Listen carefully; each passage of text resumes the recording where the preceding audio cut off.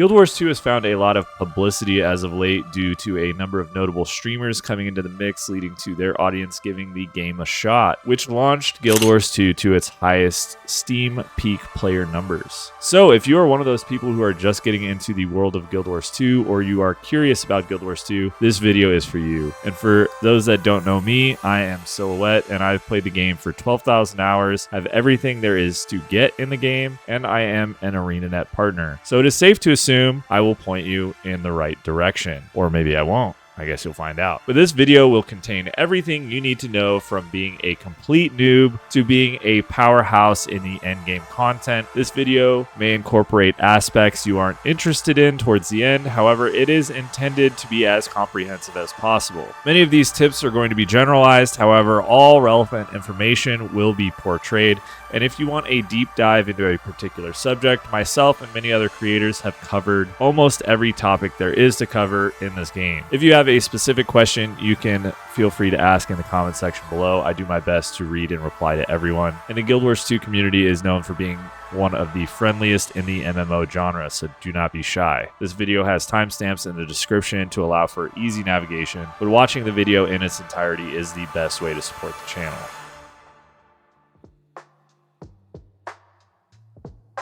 Creating your account, while initially it might not seem like a big deal, you do have a few options. You could go through Steam, you could go through the Epic Games Store, and you could go through the ArenaNet website. I highly recommend using the ArenaNet launcher for various reasons. Most critically, it allows you to take advantage of gem store codes and account access codes. Many creators give away gem codes, and if you got your hands on a third-party gem code from, say, Amazon or Walmart or something, you may not be able to redeem it if you are playing through Steam. Additionally, you can use creator referral links to support the partners if you are using the ArenaNet launcher. In any case, regardless of how you choose to launch the game, you are confronted with two options: North America and Europe. This should be a fairly easy choice. Oceania players and South America players typically play on North America, while Middle Eastern and African gamers typically play on EU. You do, however, get one free server transfer when you upgrade from a free account to a paid account. So if you pick the wrong one, you can transfer to the other should you choose to purchase the game.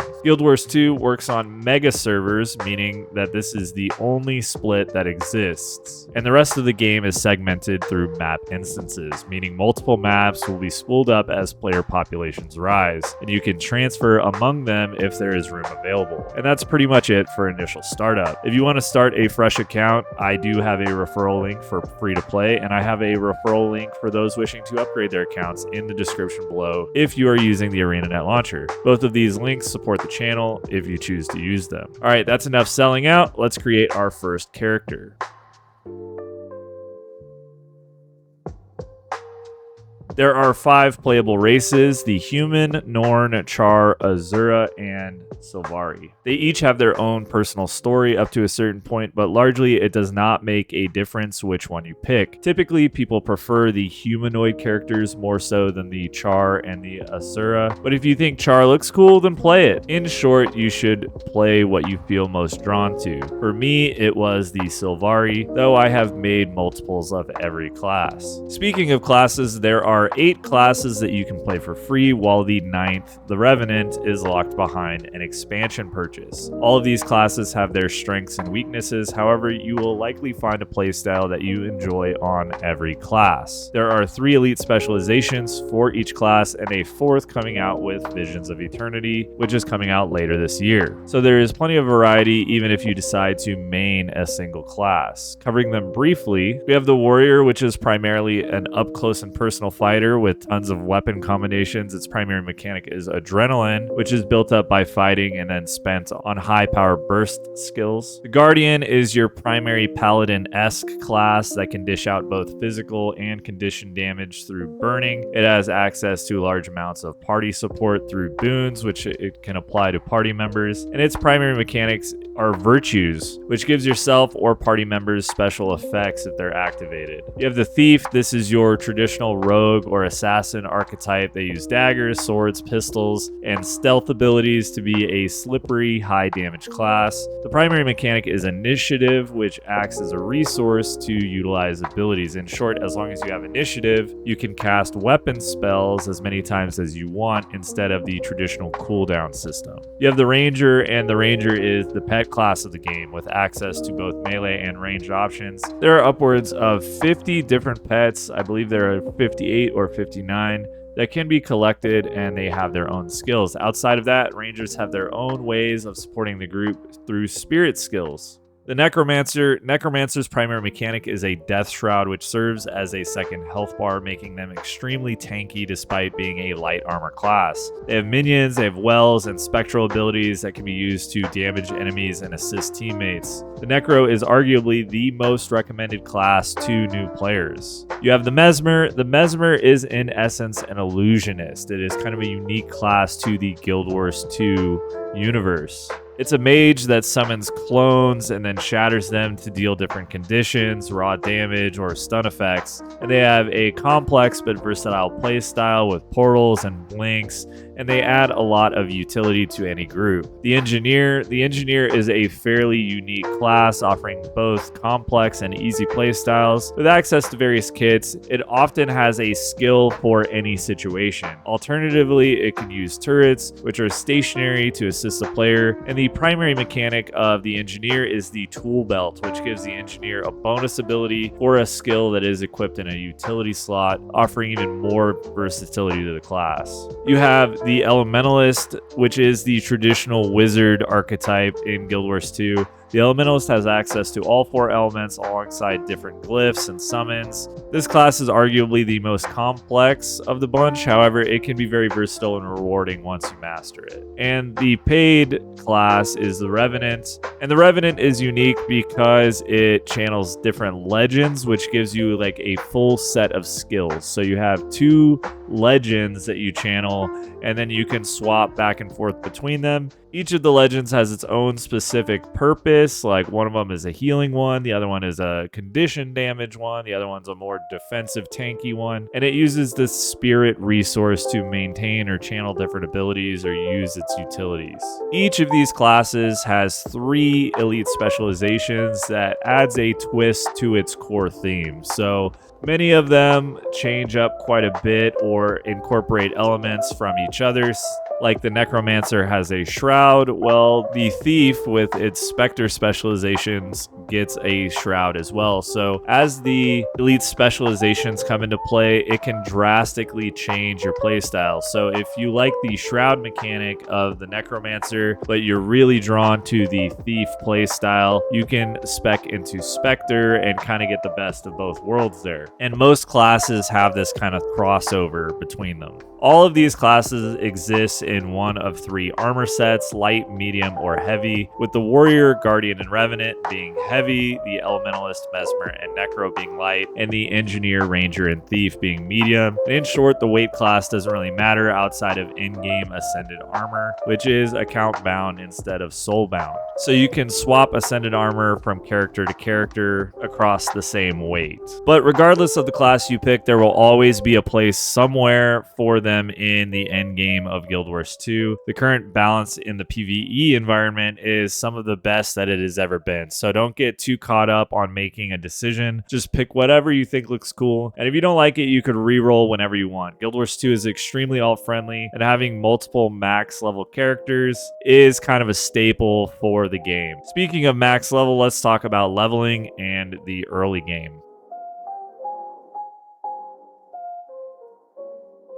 Leveling in Guild Wars 2 from character creation to max level character takes anywhere from about 10 to 20 hours total. However, it is extremely easy to spend a few hundred hours on a single character because the leveling process is literally just a tutorial. And when I say a tutorial, I mean it's not on rails, but it is designed to introduce you to the systems in the game. While leveling, you should be focusing primarily on the tab in the hero panel called the Adventure Adventure Guide. This will give you sets of achievements, and as you traverse the open world maps, you will get large amounts of bonus experience as you complete them. This will significantly speed up your leveling process, so if you don't have a specific task in mind, check out the Adventure Guide and it will give you something to do. In the meantime, literally everything gives you experience. Discovering a new zone, unlocking a point of interest, viewing an in-game vista, all of these give experience. However, the primary things for Central Tyria, which is the area of the game that like the core game starts, like if you're free to play account or if you just start the game, you start in core Tyria. The main thing is Renown Hearts. And alongside Renown Hearts are dynamic events. Now, dynamic events are periodic events highlighted by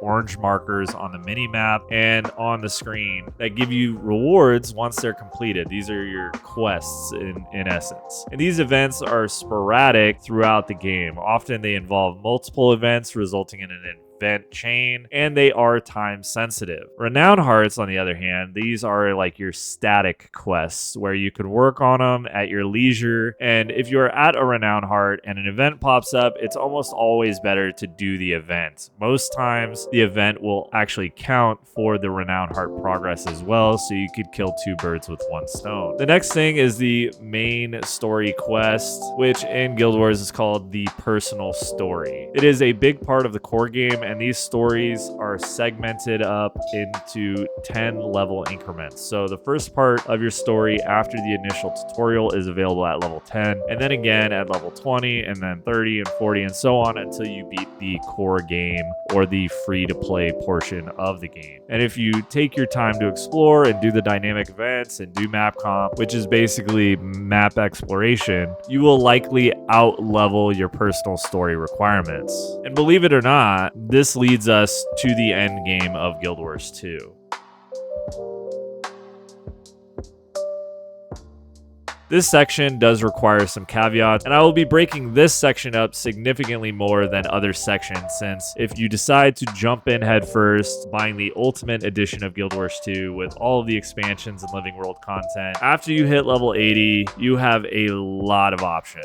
But let's start with some context. You might think like, oh, so 10 to 20 hours per character, and then I'm already at the end game. Well, kinda, because Guild Wars 2 is what is referred to as a horizontal progression MMO, meaning that while its initial 1 to 80 process, you do see vertical progression, but outside of unlocking expansion exclusive skills, traits, and masteries, getting an in-game set of gear, which at the highest gear score or stat level is Ascended gear, which I briefly mentioned earlier, you now are capable of tackling anything in the game. In short, you at 20 hours played have the same availability of content that I have with 12,000 hours played, which is something that most Guild Wars 2 players really enjoy about the game. But let's talk about the systems.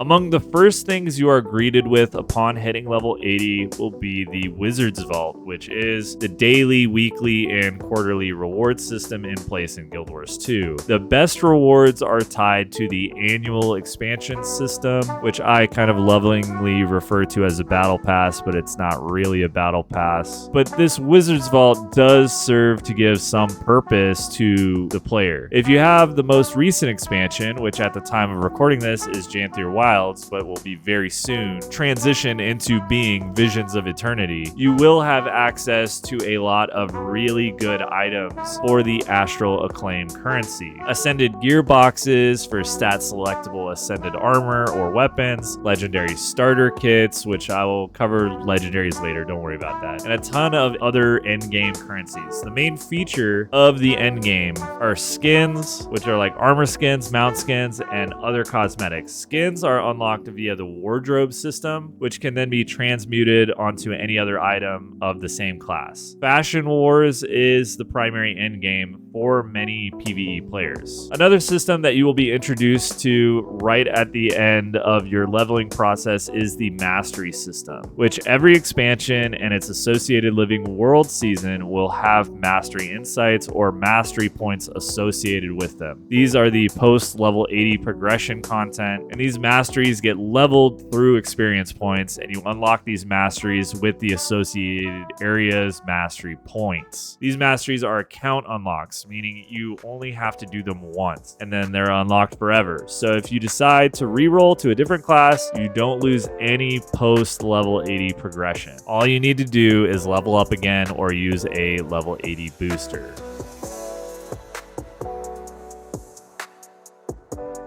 Dungeons, fractals, and raids are the primary endgame instance PvE content, with dungeons and fractals being 5-man content and raids being 10-man content. In older videos or in certain in-game references, you may hear the term strike mission. These are standalone 10-man encounters, and they are in the process of being rebranded to raids. For simplicity's sake, with the release of Visions of Eternity, they will all just be raids now. Dungeons are an older style of content that is appropriate for most new level 80s or even while you are leveling. These are good areas to get experience and rewards. There are a lot of cool skins associated with them, but the primary reward is some gold and currency that is used for legendary weapons. This will be your first foray into how your build works, and if you are a supportive class or a damage class, the dungeon content existed prior to the solidification of the Trinity. So really, in dungeons, you can just throw together 5 people with whatever builds and gear you have. As long as you are the appropriate level and you have some kind of theme going on, you should be all right. The next step above that is fractals, which again was implemented prior to the proper Trinity. So for tier 1 and tier 2 fractals, you can get away with what you've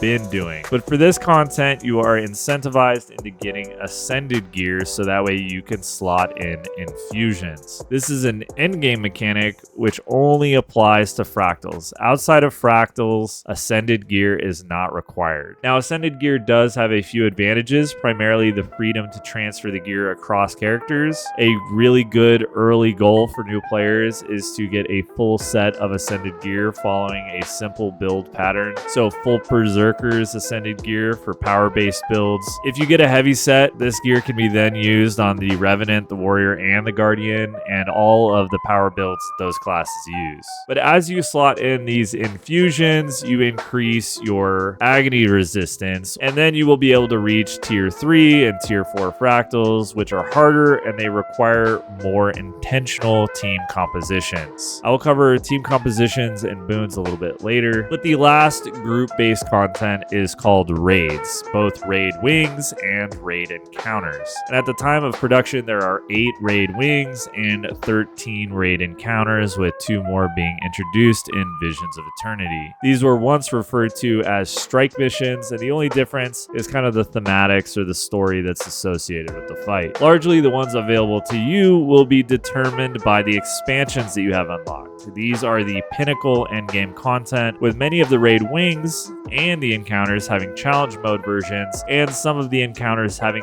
legendary challenge mode versions. There is a pity mechanic that does cycle through the raid wings, and this is called emboldened mode, which gives the players additional stats as they fail an encounter up to a cap, and this can help significantly with groups that are trying to learn these raids. This is completely optional. You can disable it if you want. But raids are for more serious players that are willing to optimize their builds and come up with squad strategies and so on. And again, at the time of production, it is advised somebody have access to the commander's tag. It will help significantly in setting up the party. But before I move on, I want to mention that all instance PvE content is entirely optional. I personally enjoy it, and so do many of the veteran endgame PvE players. However, there is plenty to do outside of instance group content. So if you want to solo play or just pop in and out, the best resource you have for meta trains or what is happening right now in Guild Wars 2 is the Guild Wars 2 event timer, which can be found by typing /wiki ET into the in-game chat.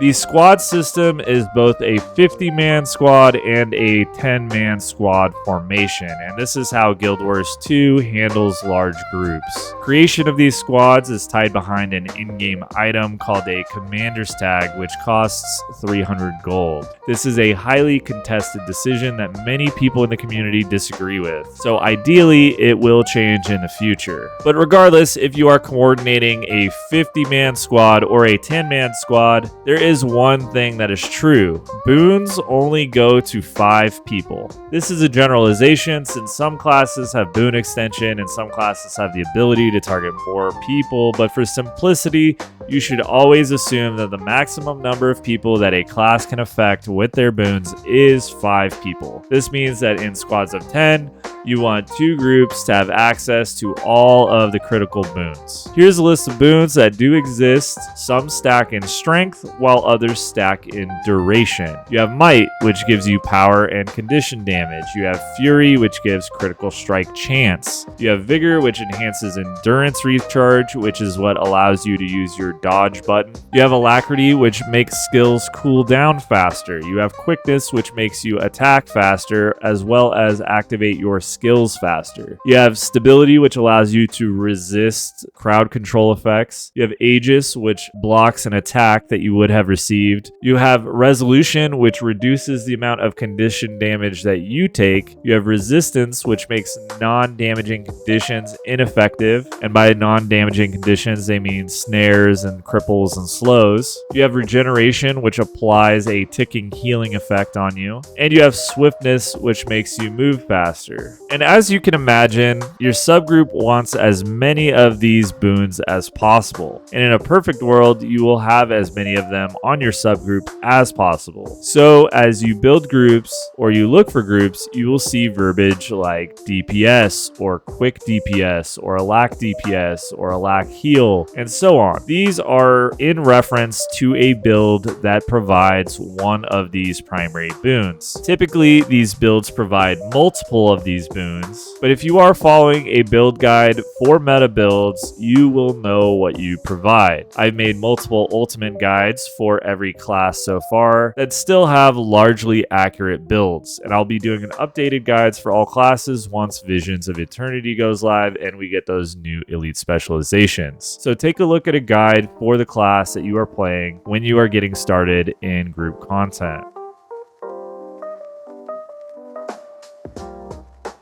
Typically, the non-group content consists of open world exploration or map completion. You have achievement hunting, and you have crafting legendary weapons. Additionally, you can choose to take part in structured PvP or world versus world with limited interaction if PvP is your thing. But starting with open world exploration, as I said, this is map comp, which gives you a completion reward per map. This is getting all of the little bells and whistles on any map that you go to. And at the end of it all, you get the gift of exploration. These gifts are used in legendary items, which have the same stats as ascended gear, except they are stored in the legendary armory, which is a UI panel. And these items can be duplicated across any character and stat swapped at will to fit your build. Legendary items are the pinnacle goal for gearing in Guild Wars 2. They take a lot of time to make and they take a lot of gold to make, but they are worth it when building out your account. I've made standalone videos covering all buyable content in Guild Wars 2, and in short, if you are looking to purchase an expansion, consider starting with the Path of Fire and Heart of Thorns bundle. Though all of the expansions are worth their money and Guild Wars 2 regularly holds 50% off sales on nearly all of its products, the HOT/POF bundle is by far the best bang for your buck, and you can determine if you are interested in the other expansions after diving into those ones. Consider checking out my expansion video for a better breakdown of what's included in what and how they stack up as a finished product. If you choose to purchase anything, consider using my referral link in the description as it helps support the channel. Guild Wars 2 is an excellent game to include to your gaming roster. It has low time requirements and it can easily fit into busy schedules or into a multi-game catalog. Since the game has horizontal progression, you can easily pick it up and put it down when you want without feeling like you are forced to play or that you are missing out. Depending on how many expansions you get, Guild Wars has a little something for everyone. If you want to treat this game like an exploring game, a collection game, a fashion dress-up game, a raid or group content game, a housing sim builder game, you could literally play it however you want to play it. That being said, if you are a hardcore gamer, this game may not satisfy you forever. Sure, 12 years of content is a lot to get through. However, the ongoing updates are not going to keep you satisfied. This game is better suited for busy people, family people, or people with limited time to play.